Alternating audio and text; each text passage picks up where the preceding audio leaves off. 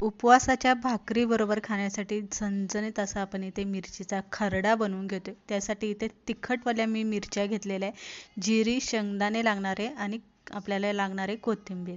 सगळ्यात पहिलं आपल्याला एक कढईमध्ये थोडंसं तेल घालायचं आहे. त्यामध्ये मिरच्या, शेंगदाणे आणि जिरी घालून चांगलं इथे तेलामध्ये डाग पडेपर्यंत मिरच्या आणि शेंगदाणे आपल्याला भाजून घ्यायचे. भाजल्याच्या नंतर थोडंसं गार होऊन द्यायचं. मिक्सरचं भांडं घ्यायचं, त्यामध्ये आपल्याला चवीप्रमाणे मीठ घालून प्लस मोडवरती 2 किंवा 3 वेळा आपल्याला हे फिरून घ्यायचं आहे. इथे हा ठेचा आपला इथे बनवून तयार झालेला आहे, अजून आपला बनलेला नाही आहे.